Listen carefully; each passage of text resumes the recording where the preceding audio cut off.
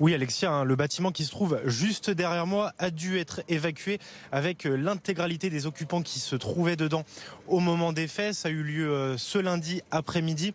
Une grosse trentaine de logements ont été évacués, mais tout s'est bien déroulé. Aucun blessé n'est à déplorer.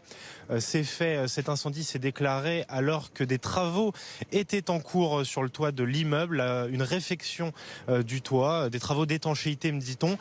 Et d'après les personnes avec qui j'ai pu discuter, les riverains qui ont entendu la scène, la détonation a été assez impressionnante puisqu'en fait ce sont des bouteilles de gaz qui se sont enflammées et qui ont pété, qui ont aussi également fait des flammes, donc des scènes impressionnantes, mais tout le monde va bien, je vous le disais, par mesure de précaution. L'école qui se trouve à quelques mètres de l'immeuble a elle aussi été évacuée.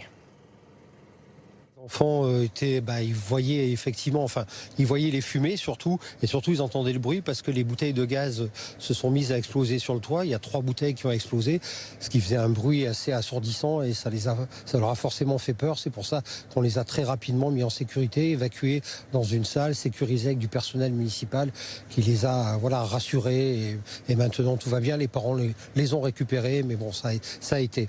Et on met malgré tout ce soir, s'ils le souhaitent, une cellule psychologique à leur disposition pour si des enfants avaient été traumatisés par ce qui leur est arrivé, ce qui s'est passé aujourd'hui.